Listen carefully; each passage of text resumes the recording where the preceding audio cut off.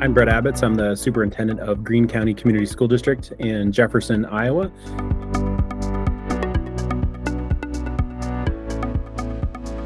One of our board members had asked me at our May meeting of how are the tools going, how are you using them that we have, supported, and can we put that on display, not only for us to see, but for our community to see, because it'll help us give a look into what do you guys actually do during the day. And so I said, great, during the June meeting, I will get 5-star up in front of you guys, and I will go through what we go through as administrators and how we kind of look at data. And so we looked a lot of that. We looked at each of our 3 testing windows that we have with MAP, and I showed that to our board. And then I showed them the proficiency, their growth met, any growth shown.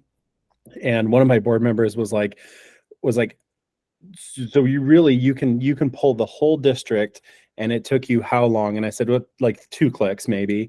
And and so they were kind of marveling at that. I said, but now give me some sort of scenario. And I walked them through a couple. I said, I really want to know, how are those 4th grade girls doing, that are receiving special education supports, and I took them to the demographics page, I think is what it's called. And I selected the grade level, the females, and then those who receive supports.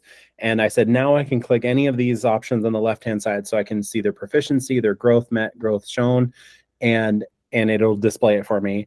And I can look at any of those testing windows, and just having them go through that and see. I said, so now our middle school can take this and we can look at each window and say, all right, because again, we're targeted for those students receiving special ed services, specifically at the middle school. Now we can break it down by grade level. We can break it down by gender, and if we wanted to go even further, we could do that as well. What I communicated with our board, I said, this allowed us to find a gap in seconds, really, whereas in the past, that could have taken us hours, maybe even days, or we wouldn't have found it at all, because we just didn't have the tool to be able to do what we needed to do.